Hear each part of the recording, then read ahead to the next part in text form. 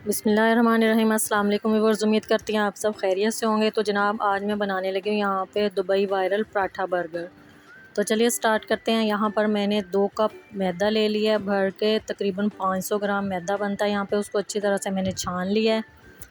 बरसात का मौसम है तो मैदा हम छान कर यूज़ करेंगे, छाने बगैर नहीं यूज़ करेंगे, उसमें कोई कीड़े मकोड़े भी हो सकते हैं। तो यहाँ पर मैंने मैदा छान लिया है। अब इसमें मैं डालूँगी नमक हाफ़ टी स्पून और घी 1 टेबल स्पून, 2 टेबल स्पून यहाँ पर मैंने घी डाला है। और उसके बाद इसको अच्छी तरह ड्राई इंग्रेडिएंट मिक्स किए हैं। इसमें घी और नमक को अच्छी तरह मिक्स करके नॉर्मल पानी से मैंने इसको गूंद लिया है। यहाँ पर डो इसकी ना बहुत ज़्यादा हार्ड रखनी है ना बहुत ज़्यादा सॉफ्ट रखनी है। हम नॉर्मल सी डो इसकी गूंदनी है, थोड़ा थोड़ा पानी डालते जाएंगे और गूंदते जाएंगे। यहाँ पर मेरी डो तैयार है। इसको मैं घी से ग्रीस कर लूँगी। पहले ऊपर वाली इसकी सरफेस ग्रीस करके अच्छी तरह, तो इसको पलटा के दोनों साइडों से मैंने इसको घी के साथ अच्छी तरह से ग्रीस कर लेना है। इसकी वजह से हमारी डो बहुत ही सॉफ्ट बनेगी। तो यहाँ पर दोनों साइडों पर मैंने घी लगा दिया इसको। अब इसको मैं यहाँ पर रेस्ट पे रखूँगी। अब दूसरा काम शुरू करते हैं, इसकी पैटी तैयार कर लेते हैं। यहाँ पर मैंने 500 ग्राम चिकन का कीमा लिया है। बहुत ही बारीक चिकन का कीमा आपने यूज़ करना है। उसके बाद 2 मीडियम साइज़ के प्याज लेके चॉप करके उसका पानी निचोड़ के, तो यहाँ पर मैंने प्याज डाला इसमें। उसके बाद लहसुन अदरक की पेस्ट 1 टेबल स्पून भर के जाएगी। पाउडर है तो आप वो यूज़ कर सकते हैं। ग्रीन चिली पेस्ट यहाँ पर मैंने डाल ली है। ज़ीरा 1 टेबल स्पून, नमक 1 टेबल स्पून, सुरख मिर्च पाउडर 1 टेबल स्पून और धनिया पाउडर और गरम मसाला पाउडर 1 टेबल स्पून डाल के, तो उसके बाद मैंने इसमें 1 टेबल स्पून घी डाला है। एक अंडा हम इसमें डालेंगे ताकि इसकी बाइंडिंग अच्छी से हो जाए। इसके बाद इन सारी चीज़ों को कीमे के साथ अच्छी तरह से मिक्स कर लेना है। यहाँ पर मैं हाथों का यूज़ करूँगी। हाथों के साथ अच्छी तरह से चीज़ों को मिक्स कर लेना है। उसके बाद इसमें 2 टेबल स्पून ब्रेड क्रम्स भर के डालेंगे ताकि बाइंडिंग अच्छी सी हो जाए पैटी की।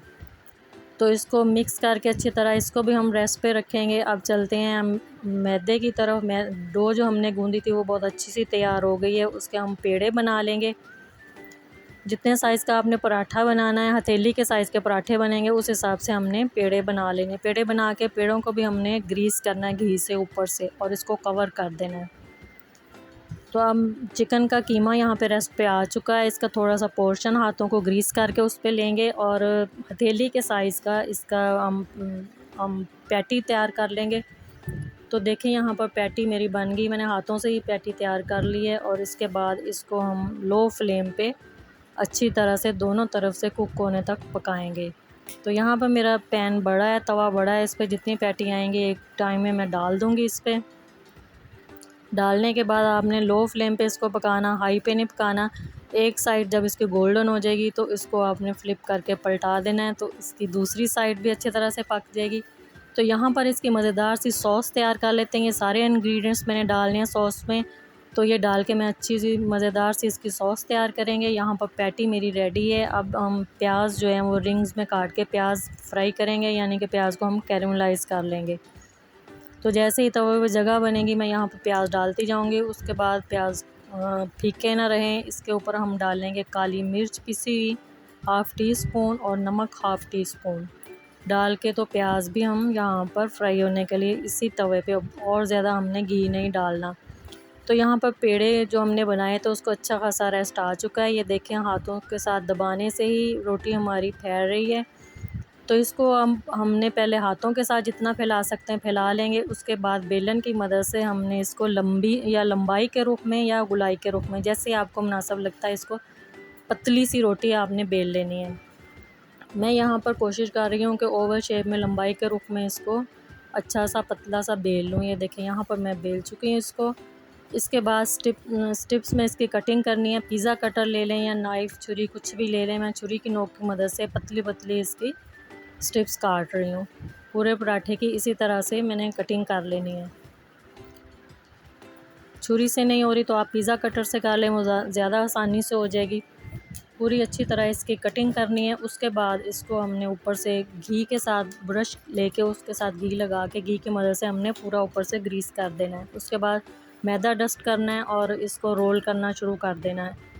एक तरफ से करें थोड़ा सा, फिर दूसरी तरफ से रोल करें। जब सारी स्टिप्स इकट्ठी हो जाएंगी तो इसको रोलिंग करके तो थोड़ा सा खींचना है, इसको खींच के थोड़ा थोड़ा लंबा करना है। कोशिश करनी इसकी स्टिप्स ना टूटें, ऐसे खींचें और इसको रोल करके पेड़ा बनाना शुरू कर दें। एंड वाली साइड जो है इसको नीचे से दबा दें। तो ये एक हमारा पेड़ा तैयार है लच्छा पराठा का। देखिए कितना मज़ेदार सा ये लेयर्स वाला पेड़ा हमारा तैयार है। इसको भी ऊपर से ग्रीस कर देंगे और कवर करके रखेंगे। यहाँ पर एक मैं और बना रही हूँ, तो आपने इसी तरह से सारे पेड़े तैयार कर लेने हैं। स्टिप्स टूट भी जाएँ तो खैर है, इनको इकट्ठा कर लेना और नीचे दबा के आपने पेड़े की शेप दे देनी। यहाँ पर पेड़े सारे तैयार हैं। इनको रेस्ट दिया मैंने थोड़ी देर, 5 मिनट। अब इसको हाथों की मदद से दबा के हम छोटा साइज़ का छोटू पराठा तैयार कर लेंगे, हथेली के साइज़ का। बस इतना ही इसको बेलना है। उसके बाद पैन में थोड़ा सा ऑयल लेना है, बहुत ज़्यादा ऑयल में फ्राई नहीं करने, और इसको बिल्कुल लो फ्लेम पे पकाना है ताकि ये अंदर तक अच्छी तरह कुक हो जाए। तो यहाँ पर मैंने एक टाइम में 4 पराठे डाले हैं। जब एक साइड इसकी गोल्डन हो जाए तो इसको पलट के दूसरी साइड भी पका लेनी है। पराठे अच्छे से यहाँ पर गोल्डन करने हैं ताकि पराठों का कलर और इसके लेयर्स अच्छी तरह खुल कर आएँ। तो यहाँ पर देखें माशाल्लाह से मेरे पराठे एक साइड से कुक हो चुके हैं। मैं इसकी साइड चेंज की है, दूसरी साइड से भी पक गए हैं। तो ये मैं पराठा उतार रही हूँ। ये देखें कितना प्यारा और ख़ूबसूरत कलर, गोल्डन कलर पराठे का आया है। तो अब इसके लिए हम सैलड तैयार कर लेते हैं। यहाँ पर मैंने बंद गोभी ली है बारीक स्लाइसिस में कटी, और उस पर डालेंगे हम मायोनीज़। बिल्कुल सिंपल सा सैलड है जो इस पराठे में यूज़ होता है। इसको कोलस्ला कह लें, सैलड कह लें, कुछ भी कह लें। तो यहाँ पर मैं मायोनीज़ डालूँगी 3 से 4 टेबलस्पून। उस पर डालेंगे नमक 1/2 टी स्पून और काली मिर्च पाउडर 1/2 टी स्पून डाल के। तो ये फटाफट से हमारा सैलड रेडी हो गया। इसको मिक्स करके रखेंगे साइड पे। तो देखें सैलड यहाँ पर रेडी हो चुका है। इसको मिक्स करके रखेंगे साइड पे। तो अब चलते हैं पराठे की तरफ। पराठे की यहाँ पर मैंने कटिंग की, तेज़ छुरी की नोक की मदद से पराठे की यहाँ पर कटिंग कर लें आप। तो जब मैंने पराठा कटिंग किया तो पराठा अंदर से कच्चा था और मैं बिल्कुल सेटिस्फाई नहीं थी। तो मैंने ऑफ कैमरा इसको जो है ना दोनों साइडें अच्छी तरह से सेक ली दोबारा से। जब हमने इनको कटिंग किया तो फिर कच्चा क्यों हम यूज़ करें। तो मैंने इसकी साइड, ऊपर वाली जो साइड है वो मैंने अच्छी तरह से दोबारा से उसी तवे पे सेक ली। तो अब इस पर हम लगाएंगे, फिलिंग करेंगे। इसकी जो सॉस मैंने रेडी की थी वो लगाई है, 1 टेबलस्पून भर के लगाएंगे। इसको अच्छी तरह से सॉस के साथ कवर करेंगे और इस पर रखेंगे सैलड का एक पत्ता। उसके बाद उस पर रखेंगे हम सैलड जो हमने बनाया था वो भर के 1 टेबलस्पून रखेंगे।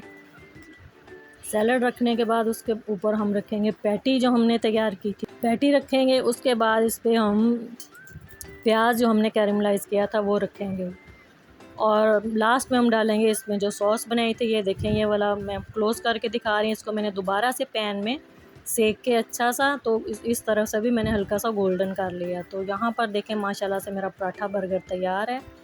तो ये बहुत ही लजीज़ और मज़े के बनते हैं। थोड़ा टाइम टेकिंग है, थोड़ी मेहनत है, लेकिन रेसिपी बहुत ही अच्छी और मज़े की बनती है।